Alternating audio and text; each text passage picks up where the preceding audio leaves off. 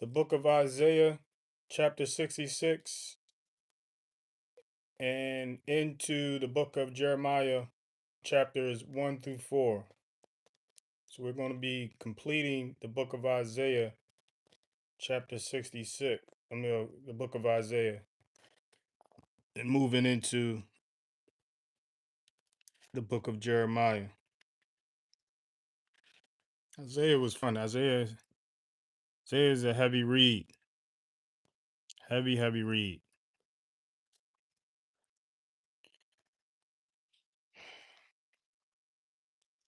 The book of Isaiah, chapter 66, verse 1. Thus said Yahuwah. So this is what Yahuwah said. This is what God said. This is what God is saying through Isaiah. Anytime you hear thus said Yahuwah or thus said God, this is God speaking through Isaiah or whoever says this. Thus said Yahuwah, the heavens are my throne, and the earth is my footstool.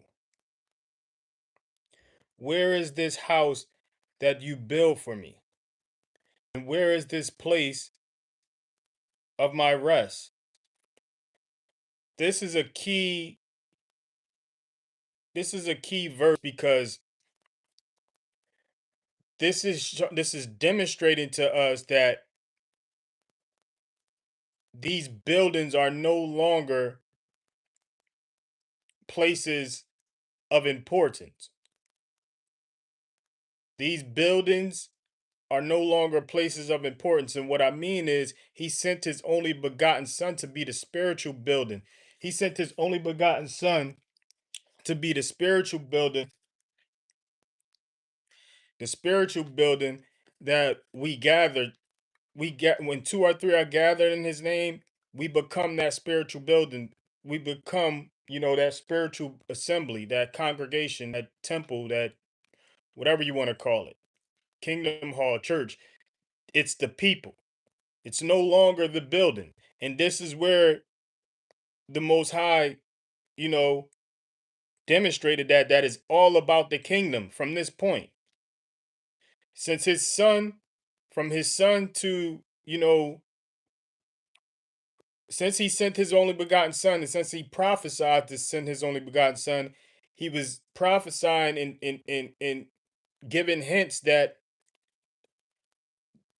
sacrifices were no longer required, and giving hints that, you know, that the buildings were no longer required to attend. It's wherever two or three are gathered in his son's name, that's the assembly, that's the building, that's the congregation, that's the place of worship, wherever, inside or outside of a building. And it started in Isaiah chapter 66, where he's like explaining, like, yo, this is the Most High speaking through Isaiah. This is God speaking through Isaiah. He said, thus said Yahuwah, the heavens are my throne, and the earth is my footstool. Where is the house that you build for me? And where is this place of my rest? Place of rest meaning this is the place of rest is sensing that the Sabbath, the where everyone gathered to on the Sabbath. So this is basically explaining to us,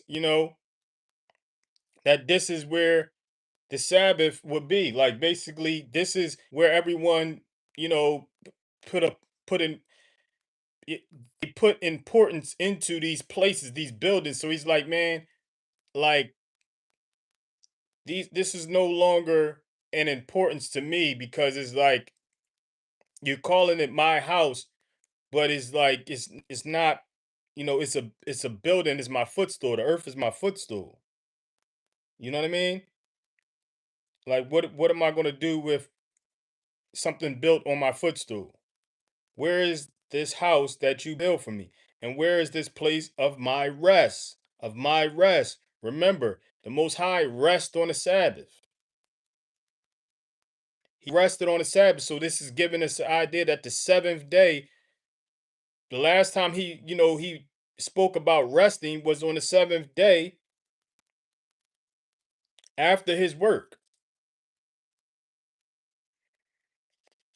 Let me keep reading. Verse 2. And all these my hand has made, and all these that exist, declares Yahuwah. Yet to such a one I look, on him who is poor and bruised of spirit, and who trembles at my word. Come on, man. Now he's talking about his only begotten son. And he's talking about everyone who demonstrates the you know demonstrates the demonstrations of his only begotten son. Everyone who follows the examples of his only begotten son. This is who he's speaking about. This is who is all is that's who is about from this point on. And he's prophesying this. It's being prophesied through Isaiah in this chapter.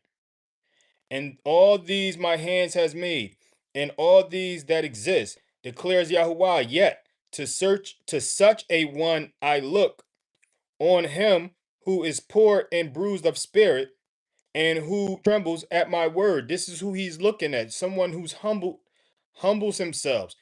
The one who humbles himself and trembles at his word, meaning they follow his word, they believe in his word, and they take his word at heart. They take his word at heart and they prioritize his word and they memorize his word and they follow his word.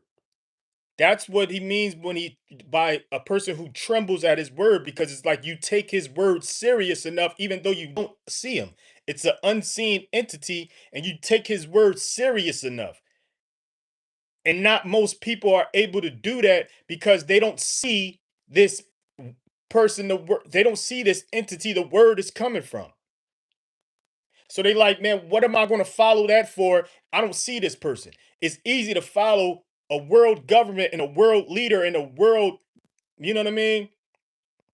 A person you can see and what they say and follow what they say, because you don't want them to do something about you not following it. You don't want them, for you to you don't want to reap you don't want to face the repercussions, the consequences.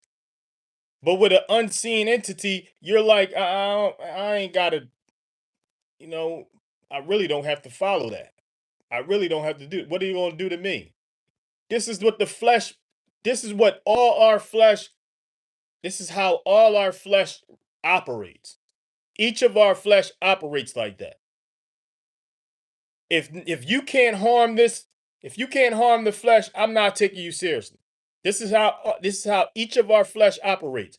You can't bring this flesh to court. You can't take this flesh to prison. You can't take this, you can't, penalize my you can't find me and penalize me, and basically, cost me money. I'm not going to follow what you have to say. This is how each of our flesh operates. And excuse me, I didn't want to lose that sneeze. When you have a good sneeze, you want to get it out. It's nothing like it's nothing more frustrating than losing a good sneeze. You know what I'm saying? I know you can relate. I know a lot of people can relate. You lose that sneeze, it's building up. Anyway,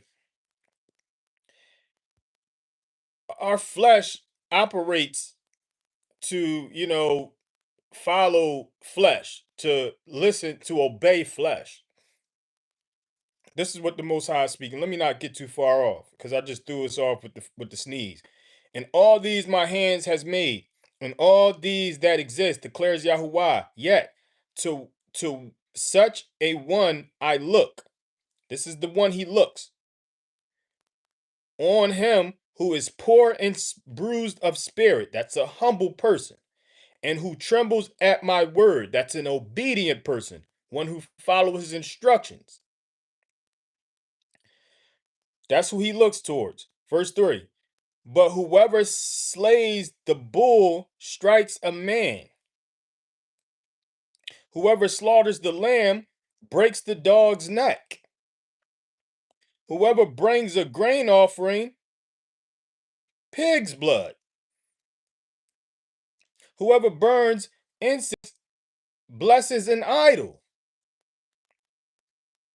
Indeed, they have chosen their own ways, and their delights, and their being delights in their abominations. What is he saying? What is he explaining? He's letting you know, man, I'm not impressed by the buildings you built me anymore. I'm not impressed by the offerings you offer me anymore. This doesn't impress me. This is what the Most High is saying through Isaiah. This is what he said through Isaiah in the last chapter of Isaiah. This is why he sent his only begotten son to be the ultimate sacrifice, and sent his only begotten son to be the spiritual building when two or three are gathered in his son's name. This is the transition that he made from physical buildings and physical sacrifices to his only begotten son being the sacrifice, and his only begotten son being the building we gather in. Two or three gathering in his son's name. So this is what made sacrifices obsolete, his son, and this is what made buildings of places of worship, actual buildings, obsolete, because it's all in his son. Wherever two, three gather in his son's name, that's the place of worship. Whether it's in a building or outside of a building. That's the place of worship. The only begotten Son himself is the offering, the sacrifice, the offering of all offerings, the sacrifice of all sacrifice. This is what he gave us this. He gave us a heads up about this in Isaiah and in the Psalms. In the Psalms from through speaking through David, and in Isaiah, in the prophecies. If you know, you know. I do not desire offerings. I do not desire offerings, but compassion. This is why his only begotten son came along and said that twice in the book of Matthew. Had you known what this means, you would not be, you know, bothering people for no reason. Had you known what this means. This is what he told this is what his only begotten son told the Pharisees, and he basically repeated what David said in the Psalms. Let's read. But whoever slays the bull strikes a man. Whoever slaughters the lamb breaks a dog's neck. Whoever brings a grain offering, pig's blood. Whoever burns incense blesses an idol. Indeed, they have chosen their own ways, and their being delights in their abominations. Verse 4, I shall also choose their punishment and bring their fears on them, because I called, but no one answered. I spoke, and they did not hear. And they did evil before my eyes, and chose what was displeasing to me. Is this not what his only begotten son came along and said?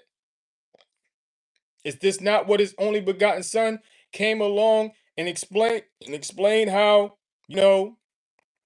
woe to them, because I called, they didn't listen, they didn't hear, they didn't want to, this is no different than that's why you have to cross reference. You have to know what was said before. You have to know what was said, you know, in the in the old, quote unquote, Old Testament, and also in the New Testament, so you can keep it in context and know what is being said in the message that is being delivered. Verse 5. Hear the word of Yahuwah, you who tremble at his word. Your brothers who hate you, who cast you out for my name's sake, said, let Yahuwah be esteemed so that we see your joy. But they are put to shame. So these are brothers who are, you know, these are brothers who are obedient. These are those who are obedient. You know, those who are obedient, these are the true brothers. These are the true ones that he, those who tremble at his word. That means those who follow his instructions. Those who prioritize his instructions, prioritize his word. Those are the ones that he's speaking to, but the ones that just follow the name is important, but those who just follow the name and aren't obedient, they just follow the name, but they don't prioritize his word. They don't prioritize his instructions. They don't take his word seriously. They don't take his instructions seriously. They don't take the instructions and the examples and the demonstrations of his only begotten son seriously. They're put to shame. And we're going to start seeing this. We're going to start seeing this today. You're going to start seeing more of this. I'm sure everyone gets exposed. Everyone gets exposed. If you're not thoroughly following his instructions, if you're not thoroughly doing your best to keep his instructions top of mind and doing your best to follow them, doing your best to, you know, to honor and follow the examples of his only begotten son and demonstration. Let me not get too far off. Let's stay with me. You got a people who are all about looking like they about that life. You got a people that are all about looking and sounding like they're about that life. And then you have a people who are actually about it and trying to be about it, actually keeping it in top of mind and trying to every thought, every word, every action, every response through his word, through that life. So you got people pretending and want to look like it and look and sound like it, and then you got people who actually are trying. They have integrity, and when no one's looking, they actually working on themselves to be that, to follow that, to obey that, to live that.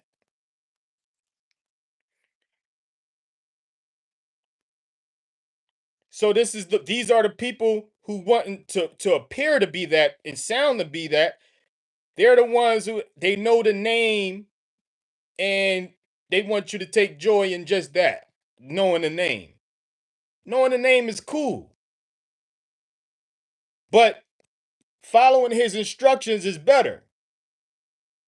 Knowing the name is cool, but taking his word seriously and trying to do your best to follow his word is better. Hear the word of Yahuwah, you who tremble at his word. Your brothers who hate you, who cast you out for my name's sake, said, let Yahuwah be esteemed so that we see your joy. But they are put to shame. Let me keep reading. Verse 6. A roaring sound from the city, a voice from the Hekel, that's the temple, the voice of Yahuwah, repaying his enemies. Those who pretend, those who, false represent him,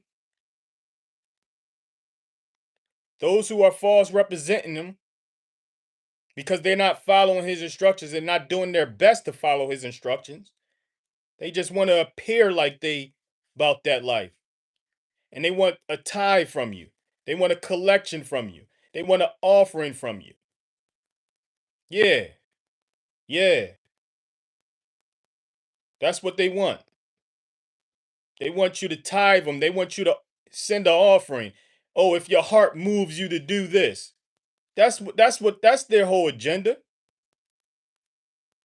That's their whole agenda. And people like that, that's what there's these buildings, every building and every platform is for that now.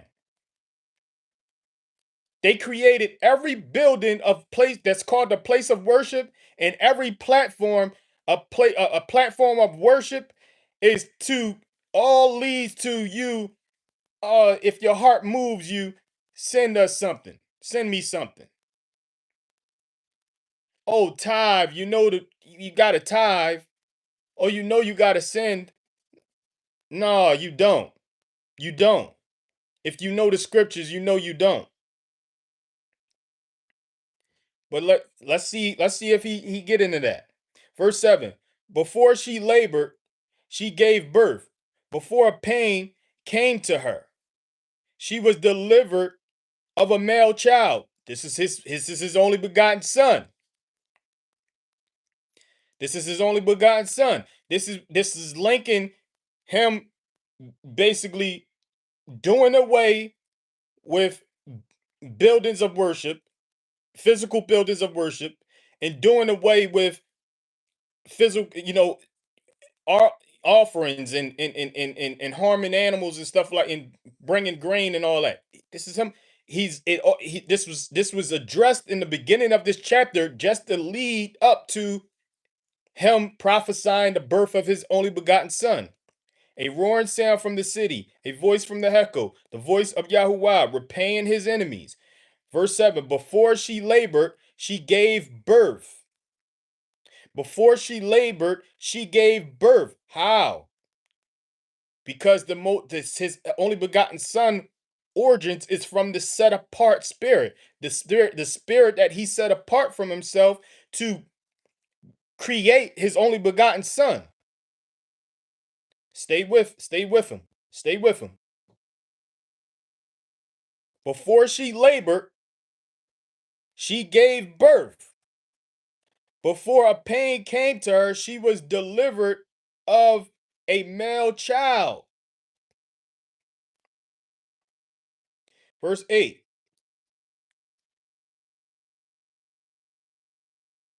Verse 8. Who has heard the like of this? Who has heard the like of this? Who has seen the like of these? Is a land brought forth in one day? Is a nation born at once? For as soon as Sion labored, she gave birth to her children. Verse 9. Shall I bring to birth and not give delivery? Says Yahuwah. Shall I who give delivery restrain birth? Said your Elohim. Verse 10. Rejoice with Jerusalem and be glad with her. All you who love her, rejoice greatly with her. All you who mourn for her. Verse 11. So that you feed and shall be satisfied with the breast of her comforts, so that you drink deeply and shall delight yourselves in her overwhelming esteem. Verse 12. For thus said Yahuwah, see, I am extending peace to her like a river, in the esteem of the nations like a flowing stream.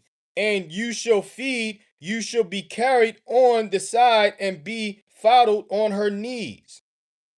Verse 13, as one whom his mother comforts, so I comfort you. And in Jerusalem you are comforted. Verse 14, and you shall see, and your heart shall rejoice, and your bones flourish as tender grass. And the hand of Yahuwah shall be known to his servants, and his displeasure to his enemies. this is basically everyone who's listens, who's going to be, who follows his son. Everyone who follow the demonstrations of his son, follow the examples of his son, and follow the instructions of his. Him being the Father, the Almighty, the El Shaddai, the ultimate, the Supreme Spirit, the creator of all things, the God of Abraham, Isaac, and Jacob. Verse 15. For look, Yahuwah comes with fire and with his chariots, like a whirlwind, to render his displeasure with burning and his rebuke with flames of fire. Come on, man. Come on, man. Like, that's what's coming. That's the prophecy. That's the prophecy that he's prophesying this, and it's consistent. It's the consistent prophecy all the way to Revelations. That fire. Let's read. Let's keep reading. Verse 16. For by fire and by his sword Yahuwah shall judge all flesh, and the slain of Yahuwah shall be many. The slain of Yahuwah shall be many. Verse 17. Those who set themselves apart,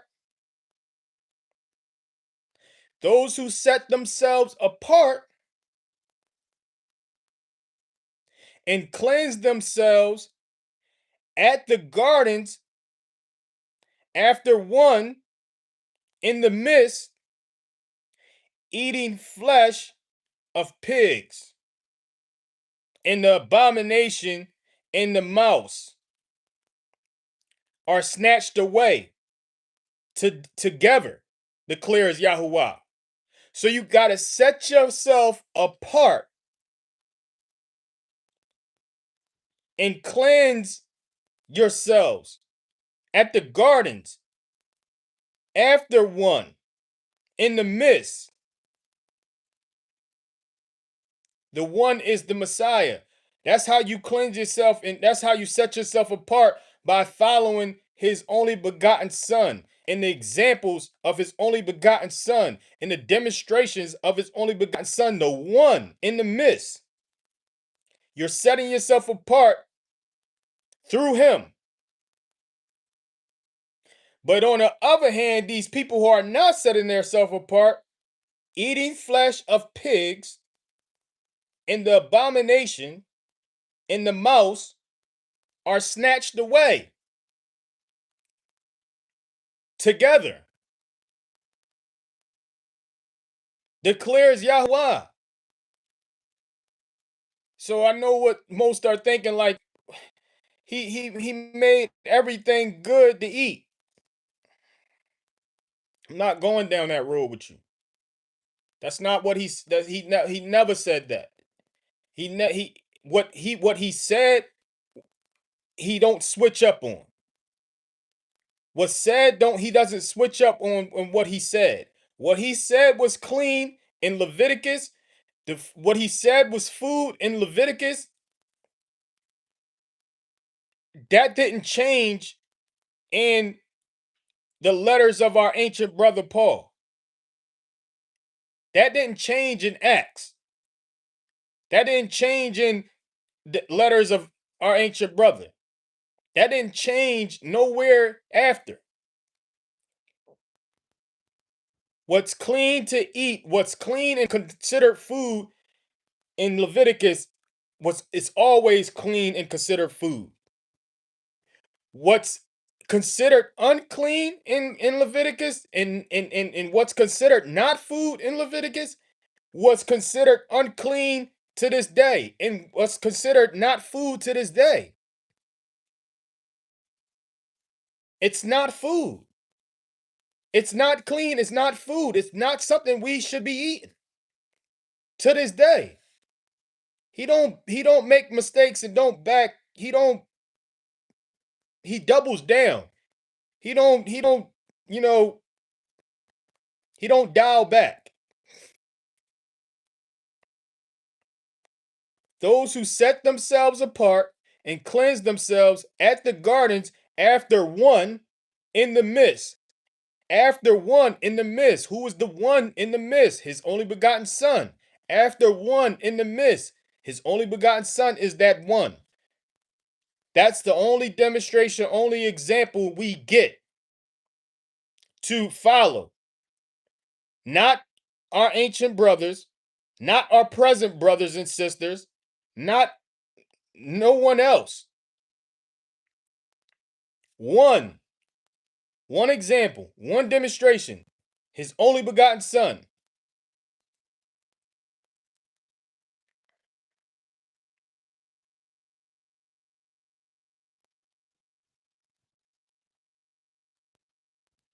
Verse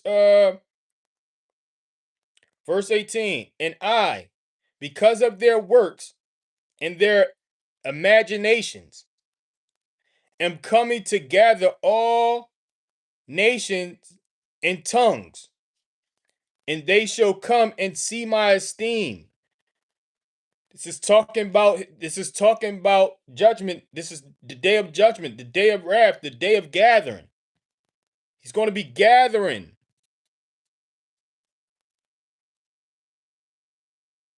He's going to be gathering them all. He's going to be gathering us all.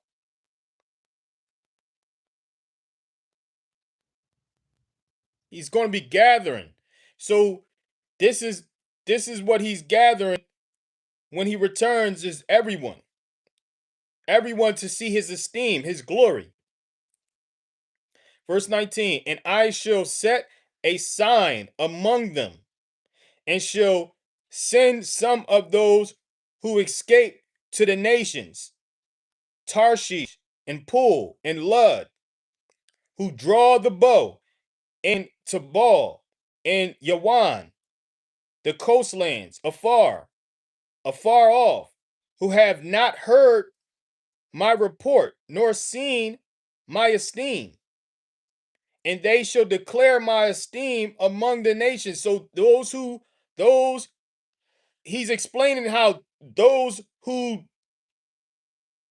area is closed off from books, those whose area is closed off from his word, those remote places in the world, those remote islands, those remote areas of the world that are closed off from his word, they're going to witness his glory. They're going to see it. They're going to see it. And they're going to declare my esteem among the nations. They're going to tell everybody, they're going to tell everybody about it. Everyone in their area who hasn't seen. Verse 20, and they shall bring all your brothers as an offering to Yahuwah out of all the nations, on horses and in chariots and in litters, on mules and on camels, to my set apart mountain, Jerusalem. Declares Yahuwah, as the children of Israel bring an offering in a clean vessel into the house of Yahuwah. These people it's going to be gathered, man. Whether they're gathered by the messengers, the angels, or they're gathered by, the people he pulled the strings. Because he's the one pulling the strings of each individual in order to fulfill the prophecies. In order to fulfill the prophecies, he's pulling the strings of each individual that's in position of what looks like power.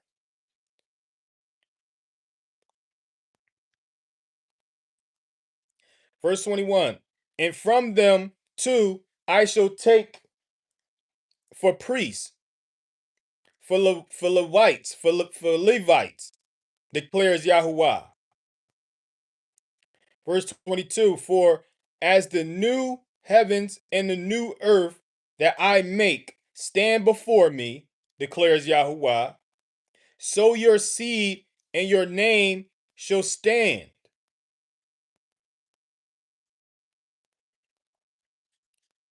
The heavens, the new heavens and the new earth, the new sky and the new earth. This is clearly talking about his day of judgment, his day of wrath, his day that the return of his only begotten son, which is not discussed through Isaiah because it's prophesied. It was prophesied. Verse 23, and it shall be that from new moon to new moon, and from Sabbath to Sabbath, all flesh shall come to worship before me, declares Yahuwah. All flesh, all flesh. So these are going to be people in the flesh.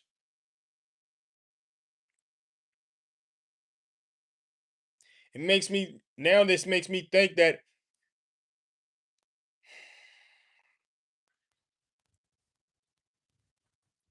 it makes me believe that people are going to be in the flesh. He's going in the period of time when things are playing out, and before you become you become ruaku, spiritual, in a blink of an eye,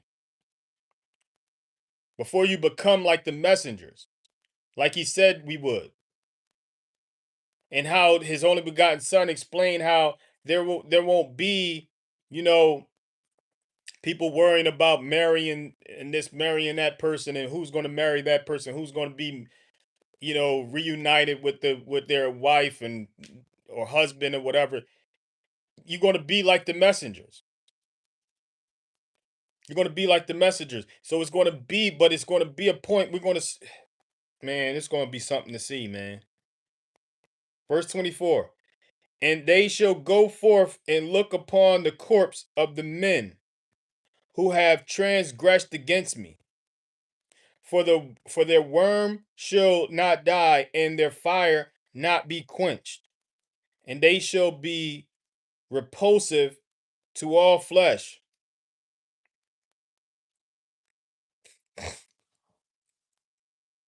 These are those. These are those the treacherous. He's going to that are. These are the treacherous ones, the evildoers, the wrongdoers, those who are committed to sorcery and committed to,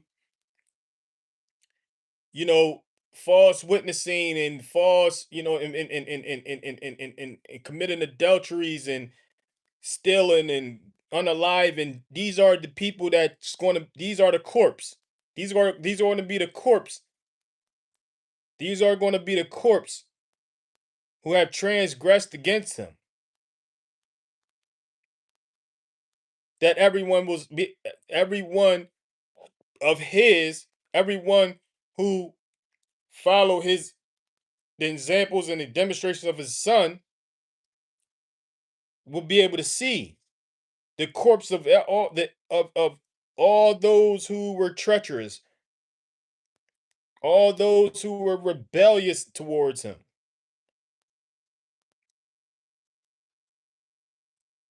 The non-believers, the unclean, the witchcrafters, the sorcerers.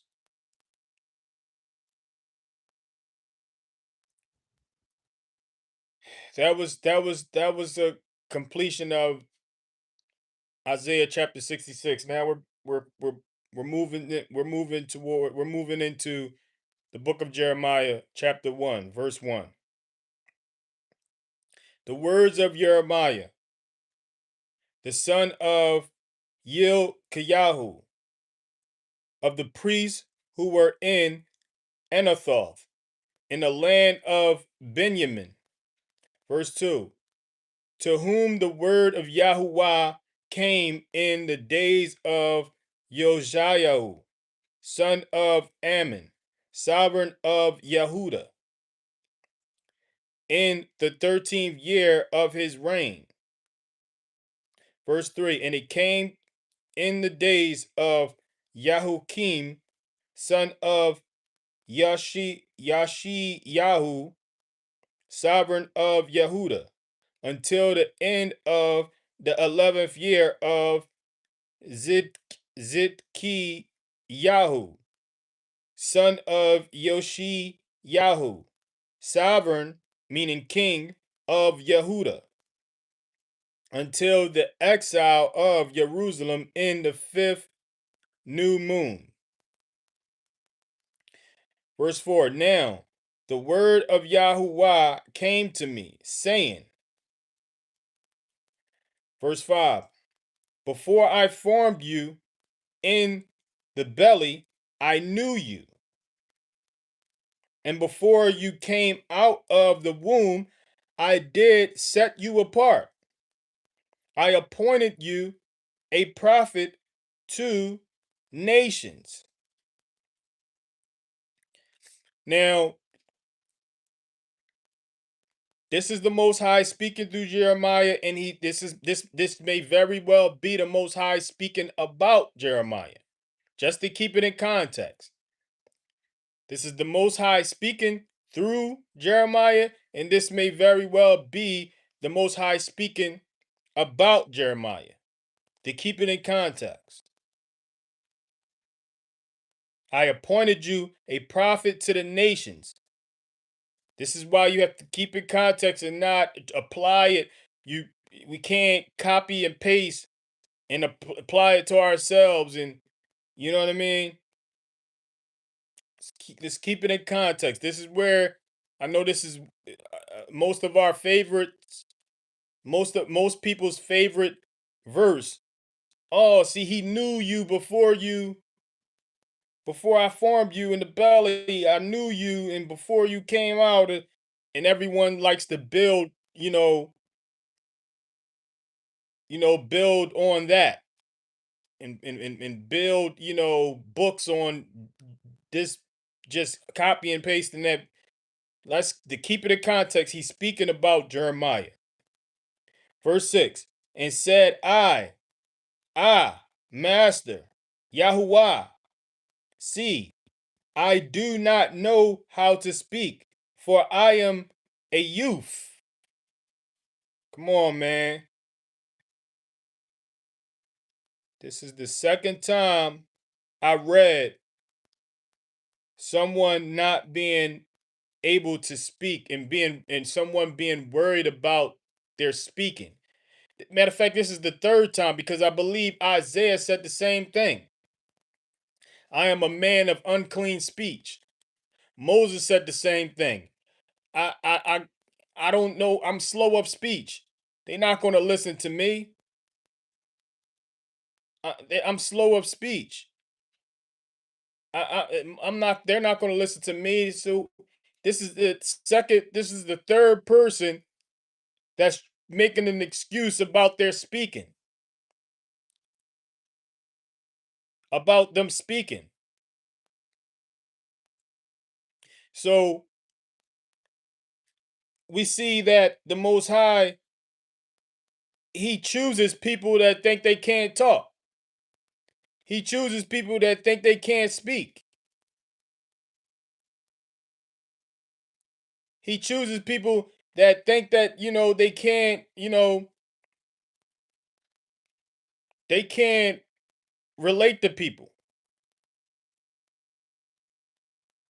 And said, Master Yahuwah, like this is Jeremiah saying, like, yo, I don't know how to speak, for I am a youth. I'm a youngin. I don't know I don't know what to say. I don't know what you want me to say. Verse 7, and Yahuwah said to me, do not say I am a youth, but go to all to whom I send you, and speak whatever I command you. So this is Jeremiah telling us his encounter with the Most High. He's explaining how the Most High Let them know, like, man, listen, I'm not trying to hear that. I'm not trying to hear you can't talk. Speak what I tell you to speak. That's all I need you to do. I don't need you to come up with your own words. I don't need you to say what you need to say. I need you to say what I need you to say. I don't want to hear you a youth and you young and you ain't you know, I ain't trying to hear all that. Speak whatever I command you. Speak whatever I command you. And this is consistent with what the Messiah came along and said, what the only begotten Son came along and said about, you know, don't worry about what you're going to say in that hour. It won't be you speaking, but Father speaking in you. It be the Father speaking in you. This is consistent with what the Messiah said. Verse 8. Do not fear their faces, for I am with you to deliver you. Declares Yahuwah. This is the same thing he told Moses. I am with your mouth. I am with you. Don't worry about that. You worried about the wrong things. I'm going to be with you. This is what the Messiah said. Us not to fear. The Most High is with us.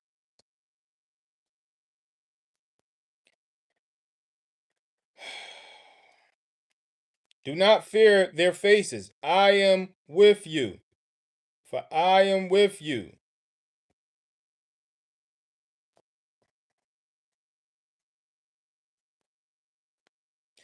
Verse 9. Then Yahuwah put forth his hand and touched my mouth.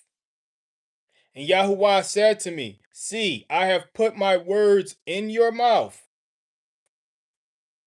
Literally touched his mouth and put his words in his mouth. Now it's like, yo, you saying what I'm saying. You're my, I forgot the word. What's the I'm the trans I'm the I'm the ventriloquist. I'm the ventriloquist and you're the puppet. You're going to be speaking what I tell you to speak now. This is basically what this is what he did for Moses. This is what he did for Isaiah. This is what he did, and this is what we're seeing. This is what he's doing for Jeremiah.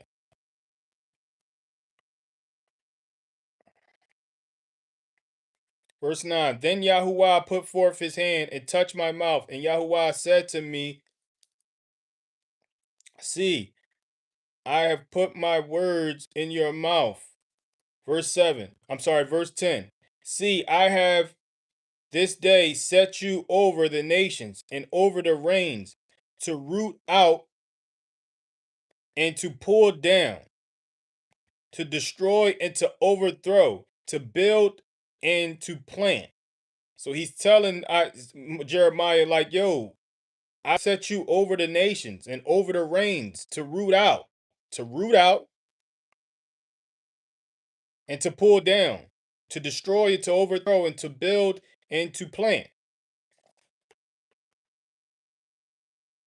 Verse 11. And the word of Yahuwah came to me, saying, what do you see, Jeremiah? And I said, I see a branch of an almond tree. I see a branch of an almond tree. Verse 12. And Yahuwah said to me, you have seen well, for I am watching over my word to do it. An almond tree. Verse 13. And the word of Yahuwah came to me a second time, saying, what do you see? And I said, I see a boiling pot, and it is facing away from the north. Verse 14. And Yahuwah said to me, Out of the north, evil is set loose on all the inhabitants of the land. Out of the north, evil is set loose on all the inhabitants of the land.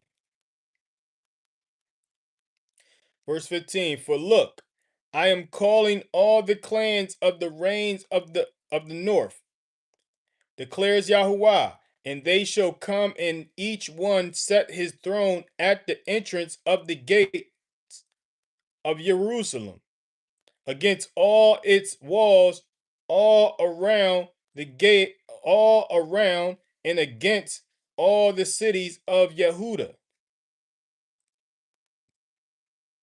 So that, and they shall come and each one set his throne in at the entrance of the gates of Jerusalem, against all its walls around and against all the cities of Yehuda. Is this prophecy of old or prophecy of new?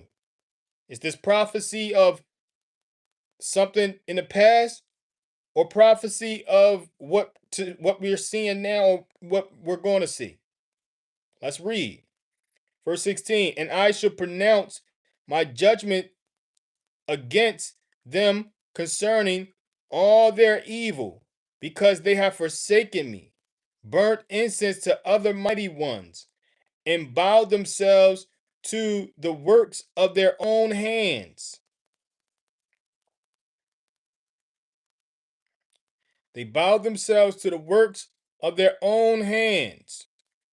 So these carved statues, these carved images, these carved, beings, all of these carvings,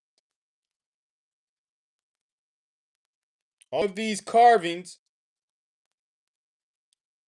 the Most High ain't with it.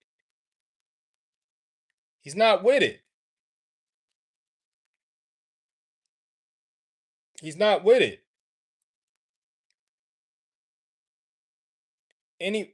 Let's read on, verse 17. Now gird up your loins and arise, and speak to them all that I command you. Do not break down before their faces, lest I break you before them. Hey man. So we see that this may be talking about what them people were doing in the time of Jeremiah. And he's going it appears that he's going to be sending Jeremiah to these people. Verse 18, for look, I have made you this day a walled city in an iron column and bronze walls against all the land, against the sovereigns of Yehuda, against her heads, against her priests, and against the people of the land. Verse 19, and they shall fight against you, but not prevail against you. For I am with you, declares Yahuwah, to deliver you. Chapter 2, verse 1. And the word of Yahuwah came to me, saying, verse 2, go, and you shall cry in the hearing of Jerusalem, saying, thus said Yahuwah, I remember you, the loving commitment of your youth, the love of your bridehood, when you went after me in the wilderness, in a land that was not sown. So he's saying, and the word of Yahuwah came to me, saying, go and you shall cry in the hearing of Jerusalem. So this is something that he did. This is, instruction carried out in that time of Jeremiah. And this is what he did, and this is what he cried out, and this is what he said. Thus said Yahuwah. This is what he told him, what the Most High said. I remember you, the loving commitment of your youth, the love of your bridehood, when you went after me in the wilderness in the land that was not sown. Verse 3. Yisrael was set apart to Yahuwah, the first fruits of his increase. All who ate of it became guilty. evil came upon them, declares Yahuwah. Verse 4, hear the word of Yahuwah, O house of Jacob, and all the clans of the house of Yisrael. Verse 5, thus said Yahuwah, what unrighteousness have your fathers found in me, that they have gone far from me, and went after worthlessness, and became worthless. She's asking, like, yo, what's gotten into y'all? What unrighteousness have your fathers found in me, that they have gone far from me and went after worthlessness and became worthless? Like, what unrighteousness did you find in me, the one true God, is what he's saying, that you had to go seek out worthlessness in these carved images, these statues, these idols? Like, what did I do to lead you to go do that? What didn't I do to lead you to go do that? Verse 6. Did not they say, Yahuwah, who brought us up out of the land of Misraim, who led us through the wilderness, through a land of deserts and pits, through a land of drought and the shadow of death, a land that no one passed through and where no one dwelt? Verse 7, then I brought you into a garden land to eat its fruit and its goodness. But when you entered, you defiled my land and made my inheritance an abomination.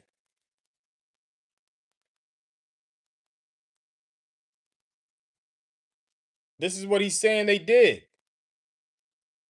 When he brought them out of Egypt, he's saying when he brought them out of Egypt and they finally got established, they defiled his land and made, his inheritance an abomination, calling them out. Verse 8, the priest did not say, where is Yahuwah? And those who handled the Torah did not know me. And the shepherds transgressed against me. And the prophets prophesied by Baal and walked after matters that did not profit. Is this not what we see today? Is this not what we see in today?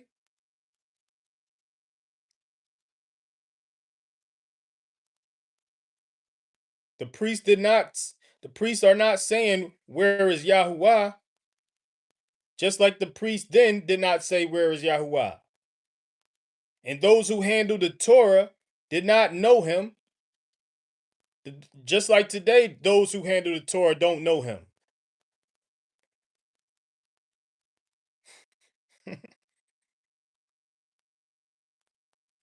Nothing new under the sun.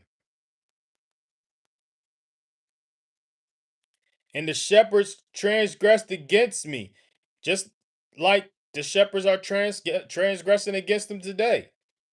And the prophets prophesied by Baal, just like the prophets are prophesying by Baal today. And walked after matters that did not profit, just like they're walking after matters that do not profit today.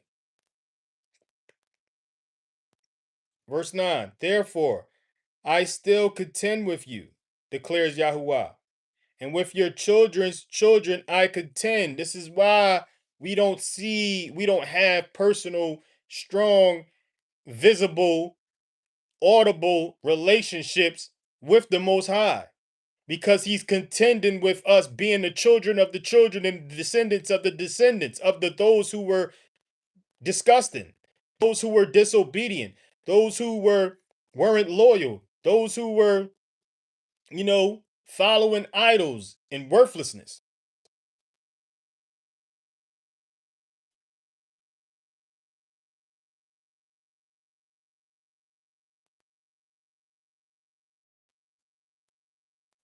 This is why.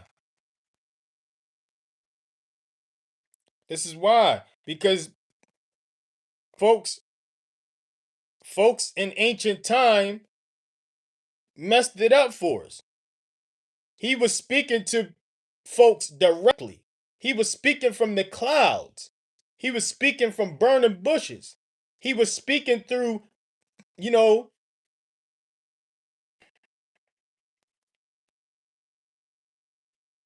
he was speaking to people directly. Now, based on them,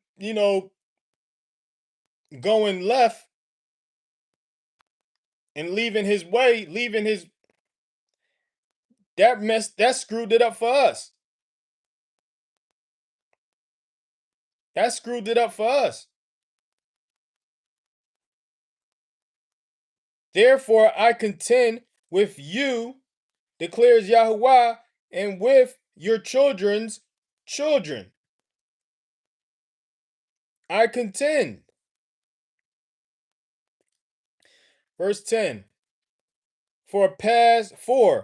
Pass beyond the isles of Kittim and see, and send to Kedar and observe well, and see if there has been any like this.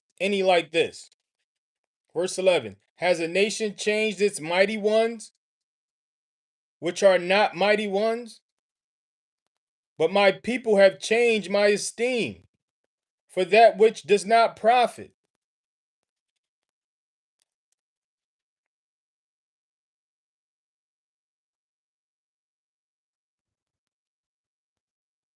For my people have changed my esteem for that which does not profit. These carved images are everywhere. These statues are everywhere.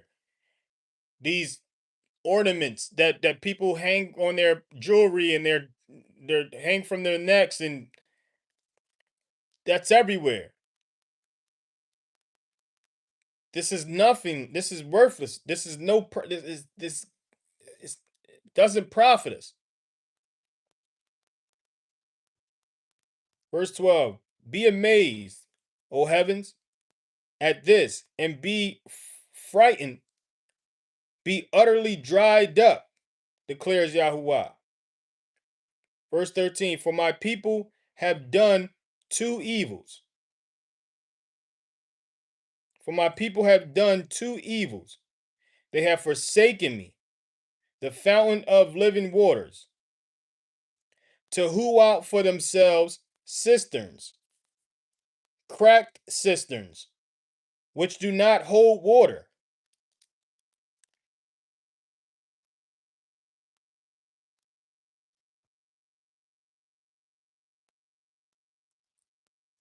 Verse 14. It is Yisrael, a servant. Was he born in the house? Why is he given to plunder? Verse 15. The young lions roared at him. They growled and made his land waste. His cities have been burnt without inhabitant. Verse 16. Even the sons of Noph and of Taphanes had shaven the crown of your head.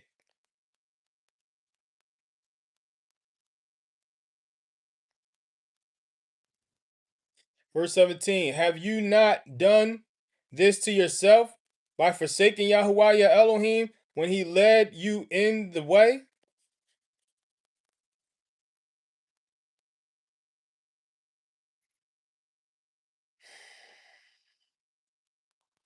Verse 18. And now, why take the way to Misraim to drink waters of Shihor?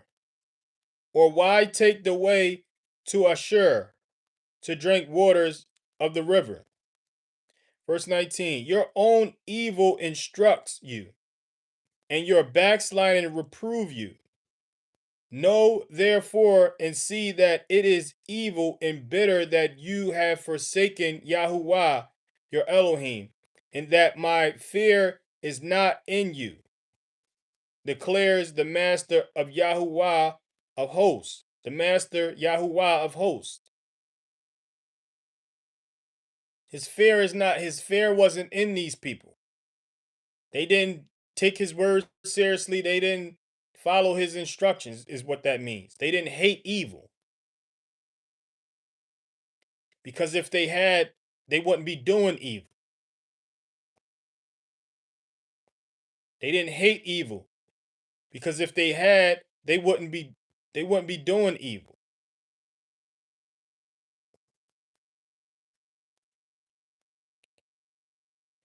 Verse 20. For of old I have broken your yoke and torn off your chastisements. And you said, I am not serving you.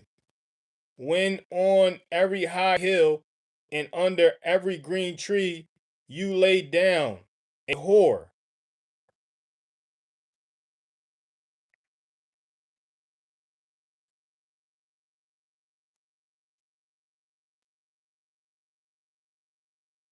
This is what he was seeing. This is what he was witnessing.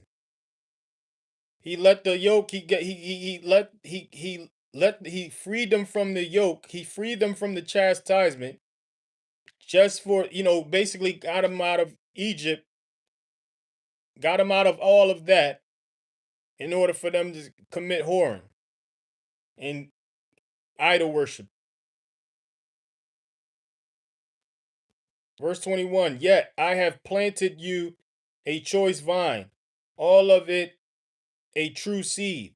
How then have you turned before me into the the degenerate plant of a strange vine? Verse 22. Although you wash yourself with lye and use much soap, yet your crookedness is ingrained before me, declares the master Yahuwah.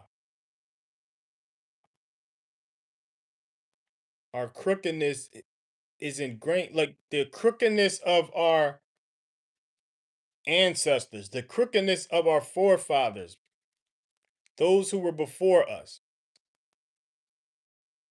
is ingrained before the Most High, like he can't unsee it. That's why he sent his only begotten son. He washed his hands with us. Now it's either you gotta follow. This is the standard, my only begotten son, and through him, only through him, by following his examples, following his demonstrations, is that's the only way you're ever going to return back to me, is through my son. Because I'm all for everybody. I'm all for everyone coming afterwards. And when you try to,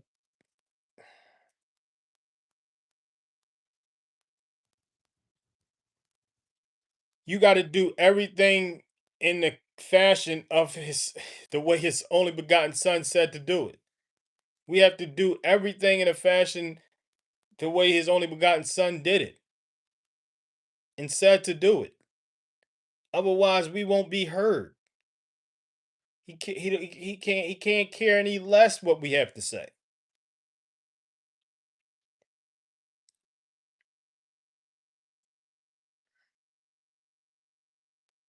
Verse 23. How do you say I am not defiled? I have not gone after the Baals. See your way in the valley. Know what you have done. A swift dromedary breaking loose in her ways. It's like how can you fix your face to say that you're not defiled? How do you fix your face to say that? Verse 24. A wild donkey used to the wilderness, sniffing the wind in the desire of her being. in her time of mating, who turns her away. All those who seek her need not weary themselves. In her month, they find her like a donkey in heat. Like a donkey in heat is how our ancestors were seeking out, doing as they please, doing as their the flesh, what pleased their flesh. Verse 25, keep your foot from being bare. Keep your foot from being bare and your throat from thirst. But you said it is useless because I love strangers and after them I go.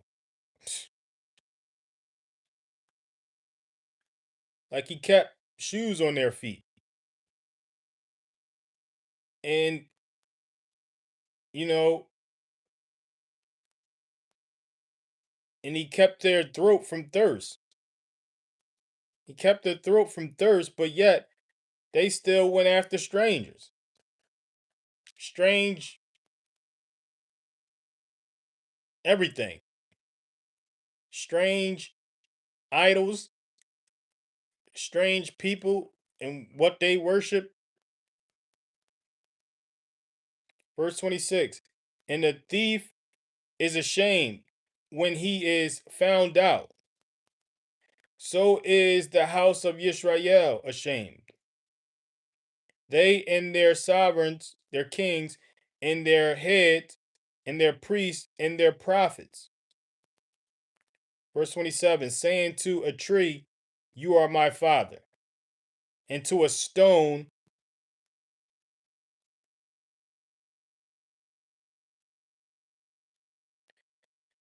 you are, listen, this is what he's saying they were saying, and they're saying this to this day.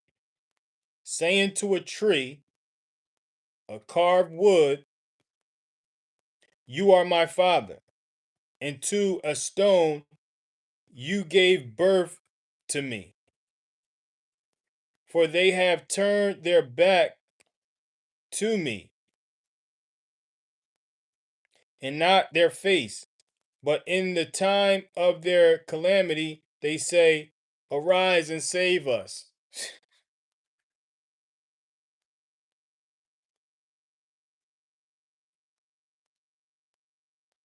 Is this not what they say today?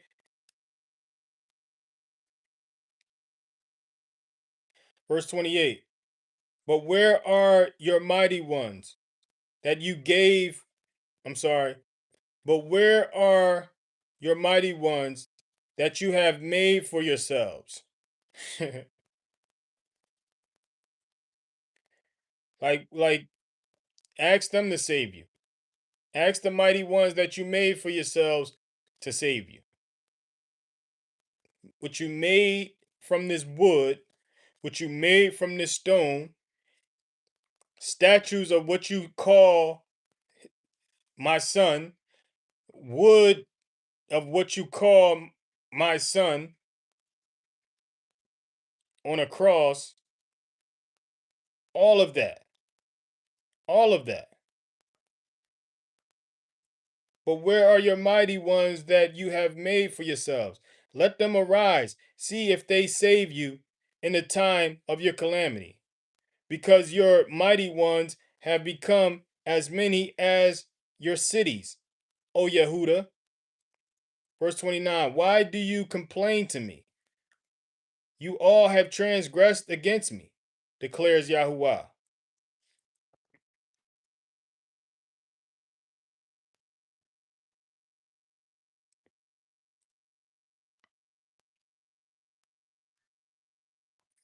Verse 30, in vain have I stricken your children.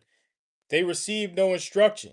Your sword has devoured your prophets like a destroying lion. Verse 31, O generation, see the word of Yahuwah. Have I been a wilderness to Israel, or a land of darkness? Why do my people say we have broken loose? we come to you no more. Verse 32. Would a maiden forget her ornaments, or a bride her headband? Yet my people have forgotten me, days without number.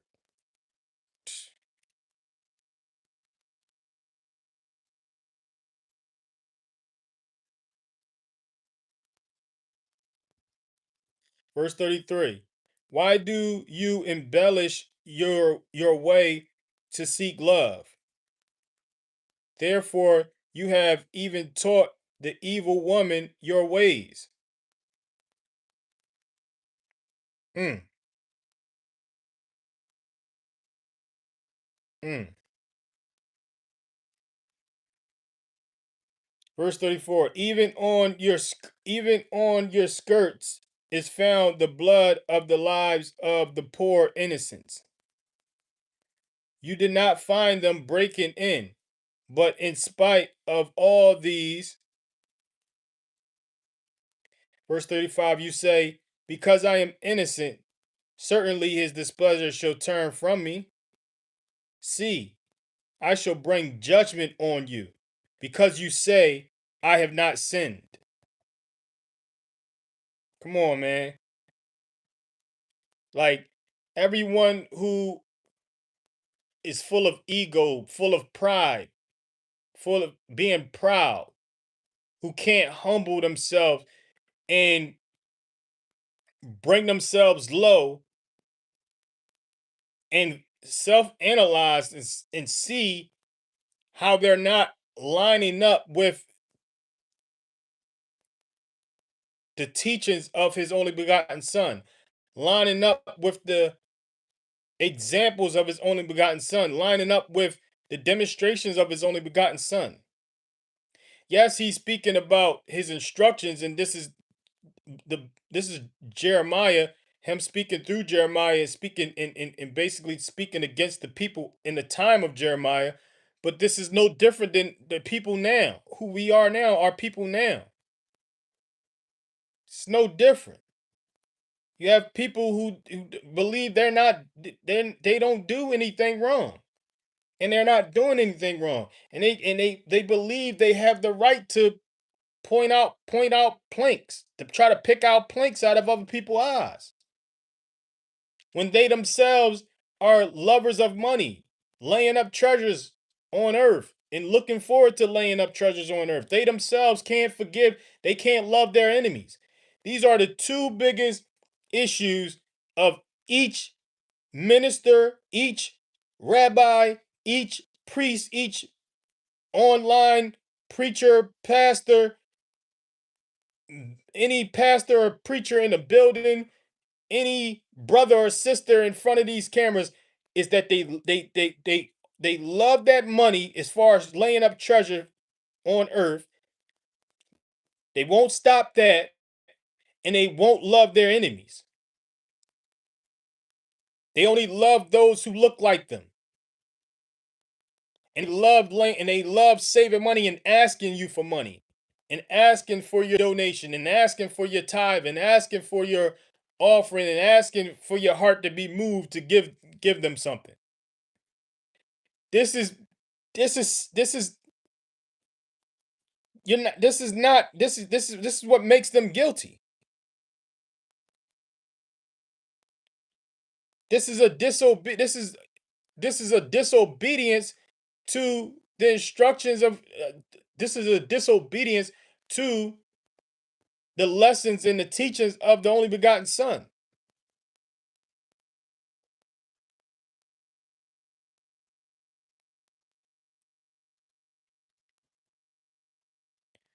Verse 36. Why do you go about so much to change your way? Even of Misraim you are to be ashamed, as you were ashamed of Ashur. Verse 37. Even from this one you shall go forth with your hands on your head, for Yahuwah has rejected those you trust, and you shall not prosper by them.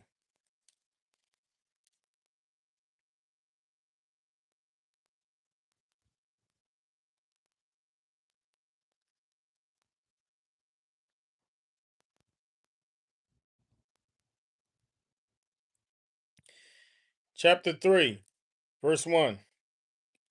Elohim said, if a man puts away his wife and she goes from him and becomes another man's, does he return to her again? Would not that land be made greatly unclean? But you have committed whoring with many lovers. And would you return to me? Declares Yahuwah. Come on, man.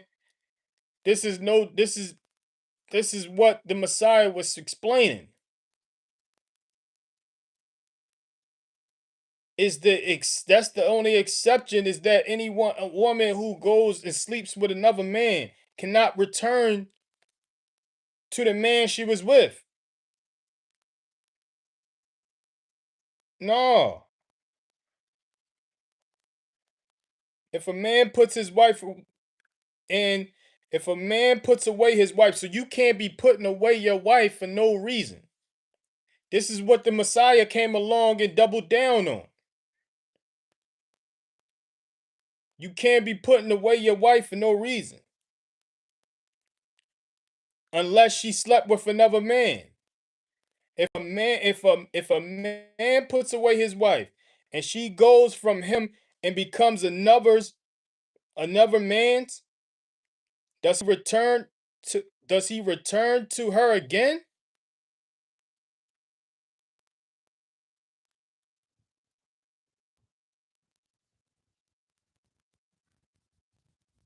Does he return to her again? Would not that land be made greatly unclean?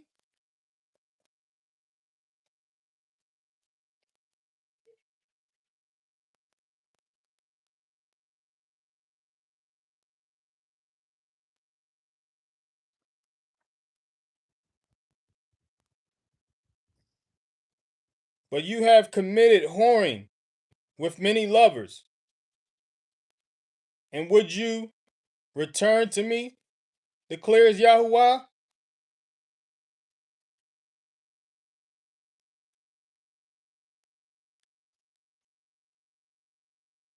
Like, you done went from this idol to that idol. You done went from this false prophet, this false teacher, to this false teacher and false prophet. You done went from this, falsehood to that falsehood. Verse 2. Lift up your eyes to the bare heights and see, where have you not lain with men? Besides the way you have sat for them like an Arabian in the wilderness, and you made the land unclean with your whoring and your evil. You made the land unclean with your whoring and your evil.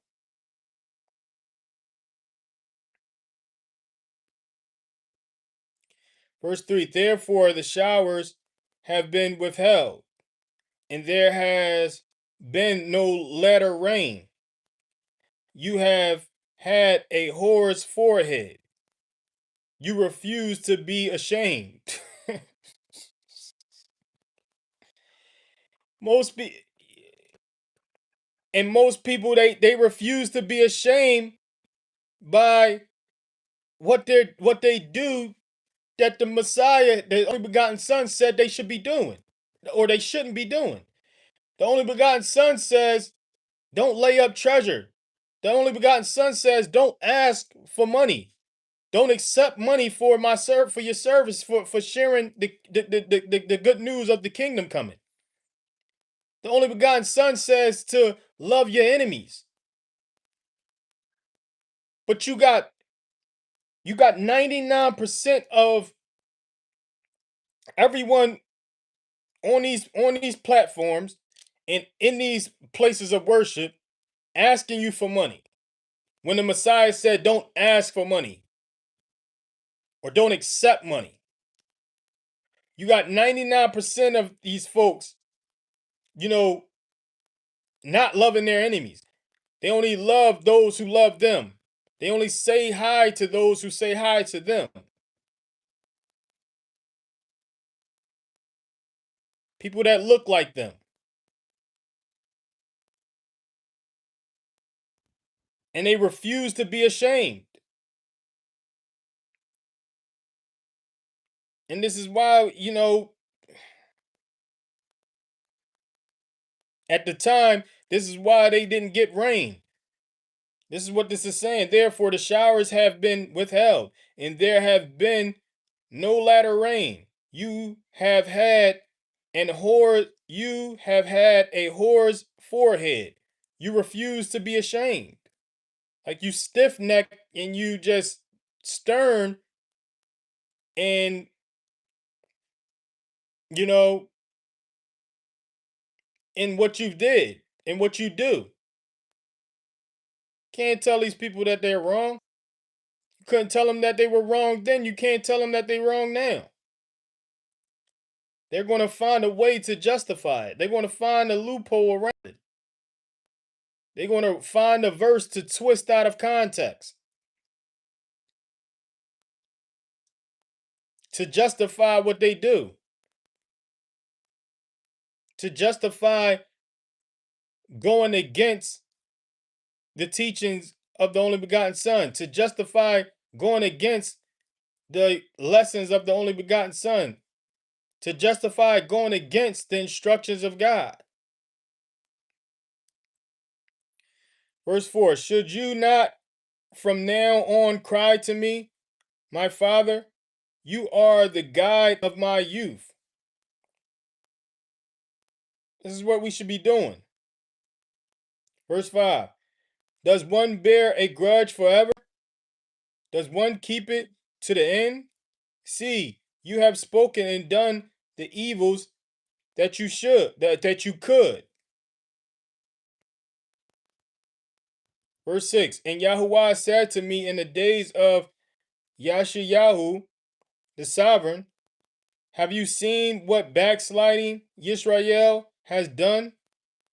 She has gone up on every high mountain and under every green tree, and there committed whoring. This is what was going on in the time of Isaiah. I mean, the time of Jeremiah. It's still going on to this day. Verse 7, and after she had done all these, I said, return to me. But she did not return. And her treacherous sister Yehuda saw it.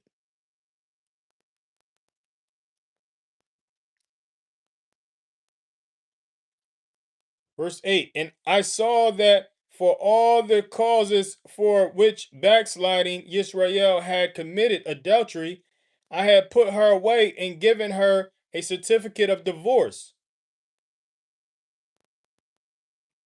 Yet her treacherous sister Yehuda did not fear, but went and committed whoring too. Come on, man. Let's not act like we don't know what whoring is, man. Let's not act like the Messiah was saying something that wasn't already said. Let's not act like the Messiah didn't come along and say the only exception, the only way you could divorce your wife is if she slept with another man. This is no different than what the Most High said through the prophecies. This was understood then.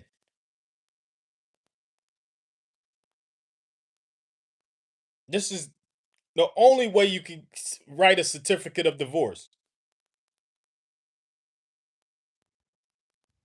I had put her away and given her a certificate of divorce. Yet her treacherous sister Yehuda did not fear, but went and committed whoring too. Verse 9. Man, listen, 1 second.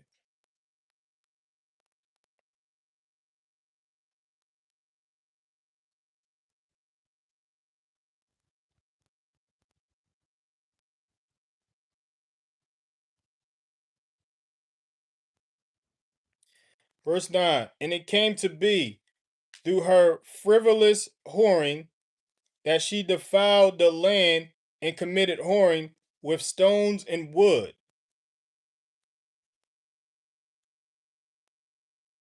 This is the whoring that you commit towards the Most High. Is when you go whoring towards wood and stone, and like you're making wood and stone your gods.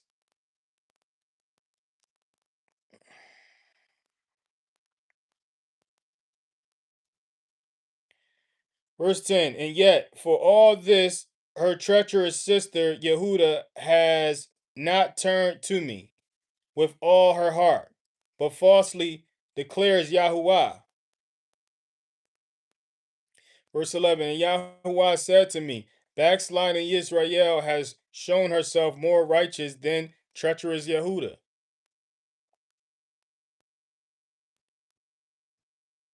Verse 12.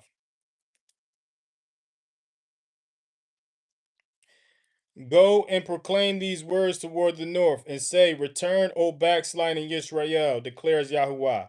I shall not look on you in displeasure, for I am lovingly committed, declares Yahuwah, and I do not bear a grudge forever. It's the most high, it's the most high that doesn't bear a grudge forever, man. And all praise to Hallelujah, hallelujah, praise Yah, that he doesn't bear a grudge forever. Because if he did,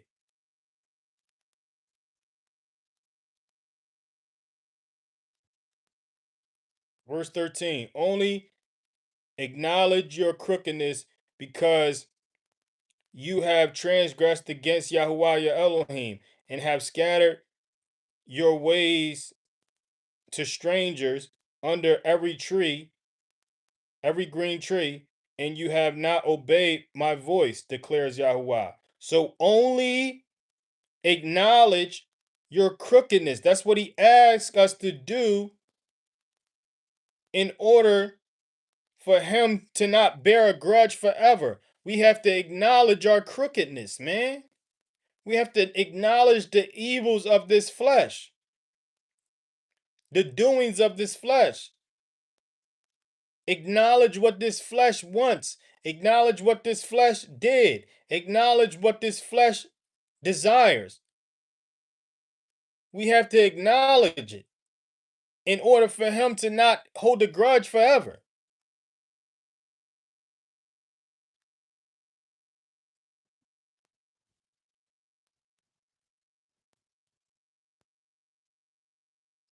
Verse 14, return, O backsliding children, declares Yahuwah, for I shall rule over you and shall take you, one from a city and two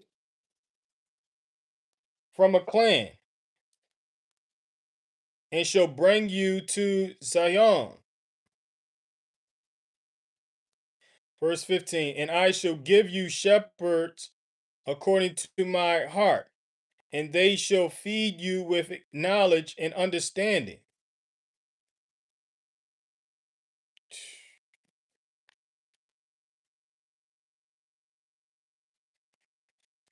Verse 16, and it shall be when you have increased and shall be fruitful in the land in those days, declares Yahuwah, that they no longer say the ark of the covenant of Yahuwah.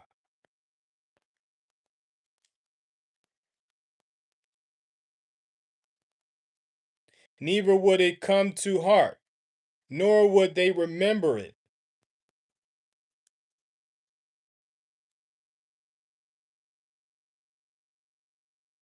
Nor would they visit it, nor would it be made again.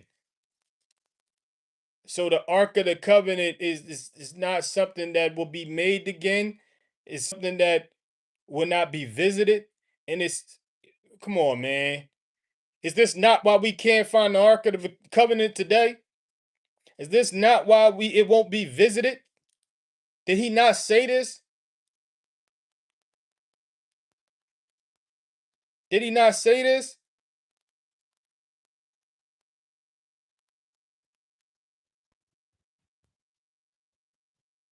The Ark of the Covenant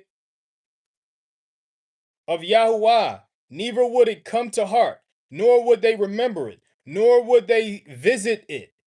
It's nowhere to be visited. And if I'm not mistaken, I think it was spotted in the heavens, in the later writings. I want to say in the prophecies or in Revelations, I want to say somewhere in the other writings, it was seen in heaven. It was seen in the heavens, in a vision. It may be, let me keep reading. The Ark of the Covenant of Yahuwah, neither would it come to heart, nor would they remember it, nor would they visit it, nor would it be made again.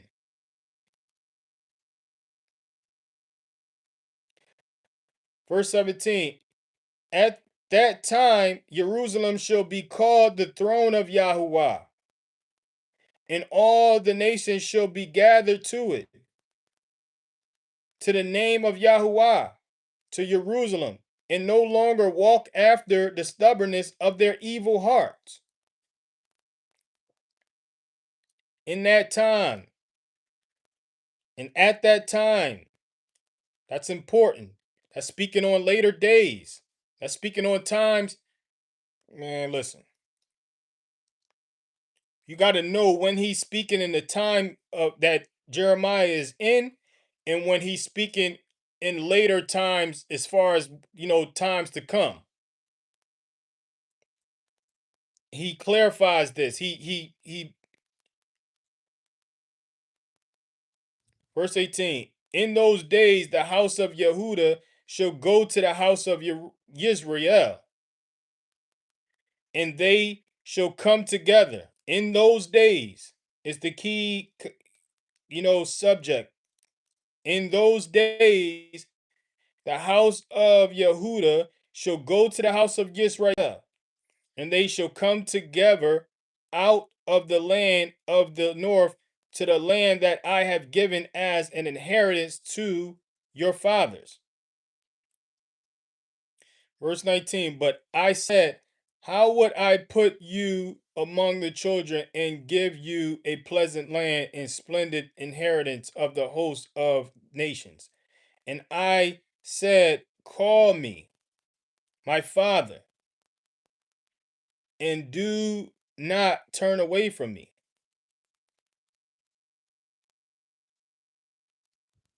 This is what he's asking.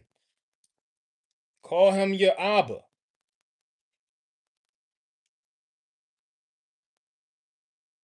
Verse 20, but indeed, as a wife betrays her husband, but indeed, as a wife betrays her husband, why he had to go there? But indeed, as a wife betrays her husband, so have you betrayed me, O house of Yisrael, declares Yahuwah.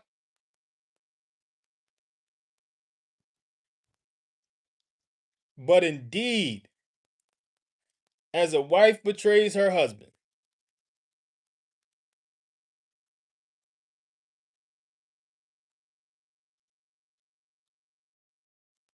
so you have betrayed me, O house of Yisrael, declares Yahuwah. Verse 21, a voice was heard on the bare heights, weeping supplications of the children of Yisrael, because they have perverted their way. They have forgotten Yahuwah, their Elohim. Verse 22, return, O backsliding children. I shall make your backsliding cease. I shall make your backsliding cease. See, we have come to you, for you are Yahuwah, our Elohim. Verse 23, truly, delusion comes from the high hills, the noisy throng on the mountains. Truly, in Yahuwah, our Elohim, is the deliverance of Yisrael. Truly, delusions comes from the high hills, the noisy throng on the mountains. That's where the delusions come from.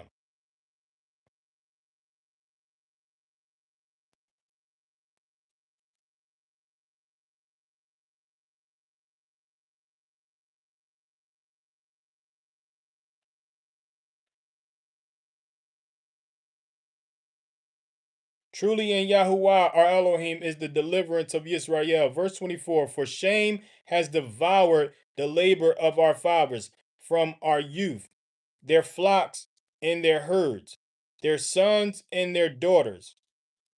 Shame, shame, shame.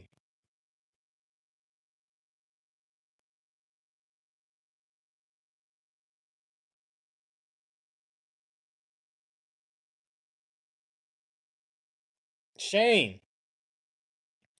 This is what ruined us today. This is what separated us from the Most High today. For him, and the only example is his only begotten Son.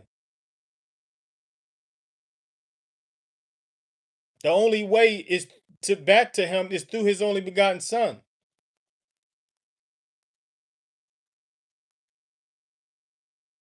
That's the only way back. Is through the examples of his only begotten Son, through the demonstrations of his only begotten Son.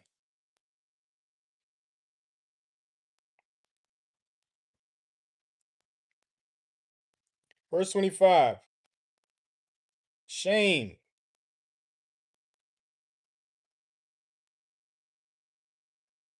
has devoured. Verse 25. We shall lie down in our shame, while our reproach covers us. For we have sinned against Yahuwah our Elohim, we and our fathers, from our youth, even to this day, and have not obeyed the voice of Yahuwah our Elohim.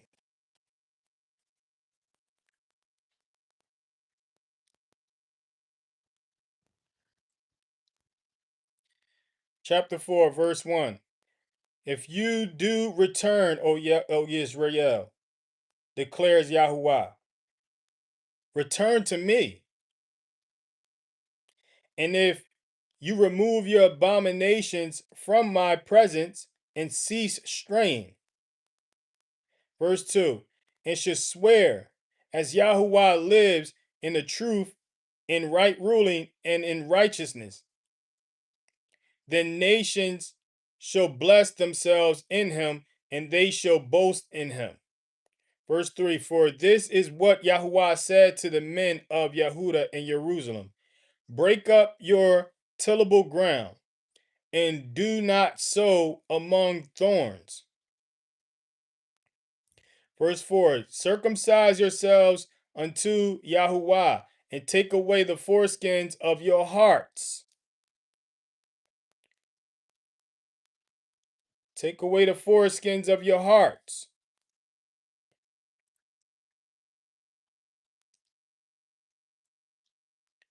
You men of Yehuda, and inhabitants of Jerusalem, lest my wrath come forth like fire and burn, with none to quench it, because of the evil of your deeds. Verse 5. Declare in Yehuda, and let it be heard in Jerusalem, and say, blow a shofar in the land. Cry aloud and say, gather yourselves and let us go into the walled city.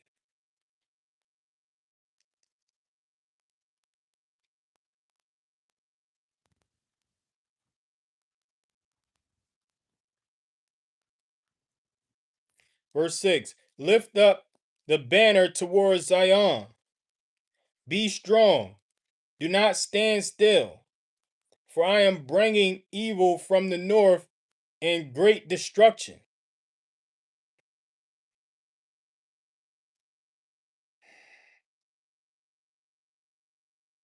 Do not stand still. Verse 7. A lion has come upon A lion has come up from his bush, and the destroyer of nations is on his way. He has set out from his place to make your land a ruin. Your cities are laid waste without inhabitant. Verse 8, for this, gird yourself with sackcloth, lament and wail. For the burning displeasure of Yahuwah has turned back from us. Verse 9, and in that day it shall be, and in that day it shall be, declares Yahuwah, that the heart of the king shall perish, and the heart of the heads and the priests shall be astonished, and the prophets wonder. Verse 10. Then I said, Ah, Master Yahuwah, truly you have greatly deceived this people in Jerusalem, saying, Peace is for you.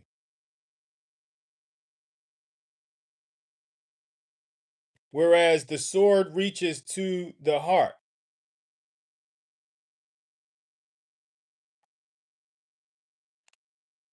Greatly deceive this people.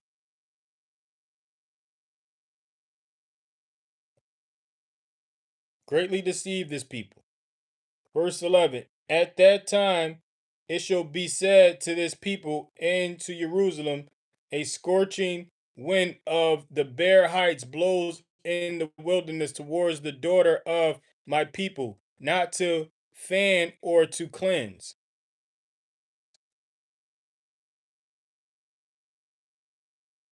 Verse 12. A wind too strong for this shall come for me. Now it is I who speak judgments against them. Verse 13. See, he comes up.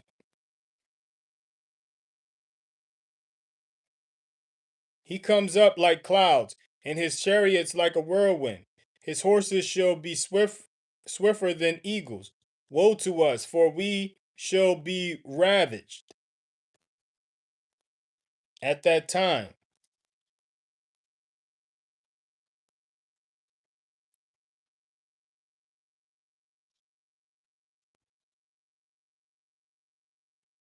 A wind of the bare heights blows in the wilderness.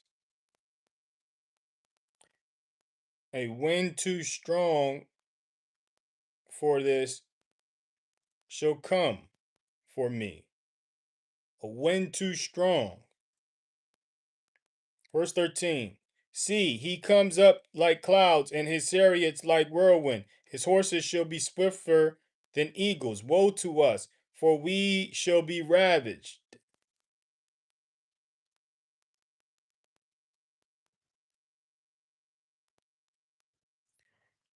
Verse 14. O Jerusalem, wash your heart from evil. Wash your heart from evil and be saved. Wash your heart from evil and be saved.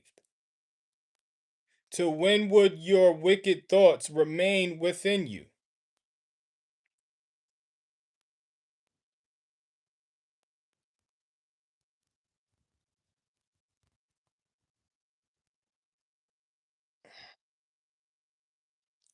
Verse 15. For a voice is declaring from Dan, and is proclaiming trouble from Mount Ephraim.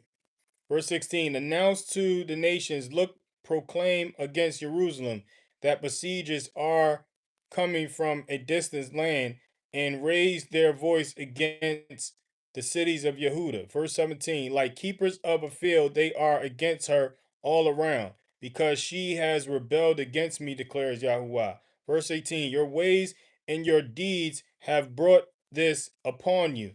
This is your evil, because it is bitter, because it has reached into your heart.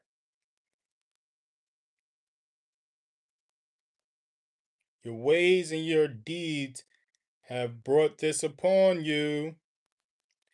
Your ways and your deeds have brought this upon you. Verse 19. On my inward parts, I am in pain. Oh, the walls of my heart. My heart pound in me. I am not silent, for you have heard, O my being, a voice of a shofar, a shout of battle. Verse 20. Destruction upon destruction is cried, for all the land is ravaged. Suddenly my tents are ravaged, my curtains in a moment. Verse 21. How long shall I see a banner and hear a voice of shofar? Verse 22. For my people are foolish. They have not known me. They are stupid.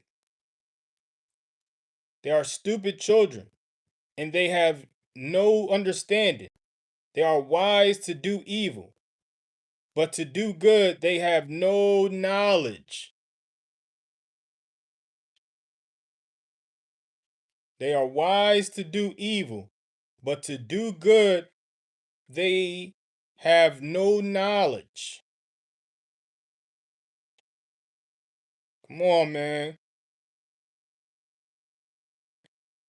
Like, is this not the people of today? Same people of old is the same people of today, giving in to the ancient knowledge of evil. They have they are wise to do evil, but to do good they have no knowledge. Verse 23. I looked at the earth and saw it was formless and empty,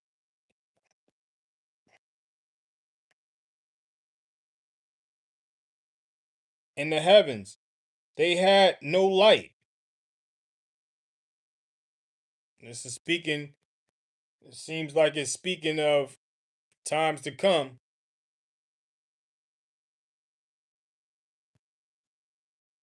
Verse 24. I looked at the mountains and saw they shook,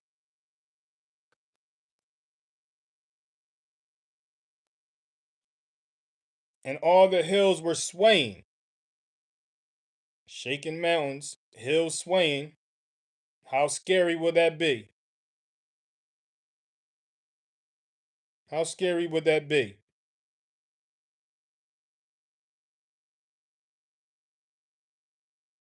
Verse 25. I'm sorry, yeah, verse 25. I looked and saw there was no man, and all the birds of the heavens had fled. Verse 26. I looked and saw the garden land was a wilderness, and all the cities were broken down at the presence of Yahuwah by his burning displeasure. All its cities were broken down. This is future. By his burning displeasure. Verse 27. For thus said Yahuwah, all the earth shall be a ruin, but I shall not make a complete end. All the earth shall be a ruin,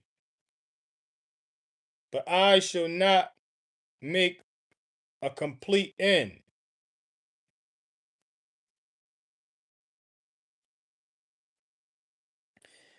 Verse 28.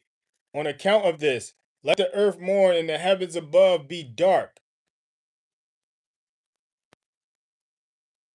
because I have spoken, because I have purposed and shall not relent, nor do I turn back from it.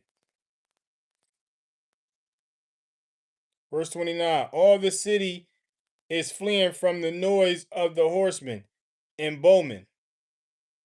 They shall go into bushes and climb up on the rocks. All the city is forsaken, and no one is dwelling in it. All the cities fleeing.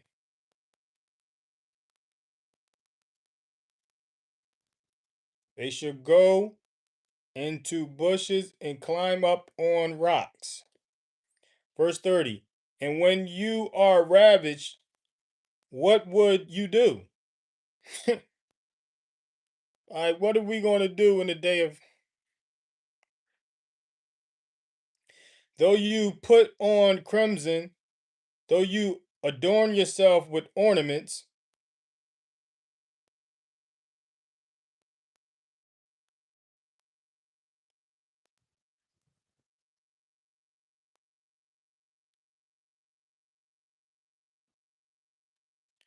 ornaments of gold, though you enlarge your eyes with paint,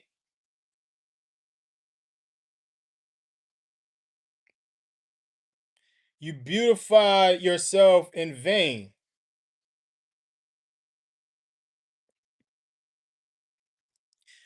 Your lovers despise you, they seek your life. Verse 31, for I have heard a voice as of a woman in labor, the distress as of her who brings forth her first child.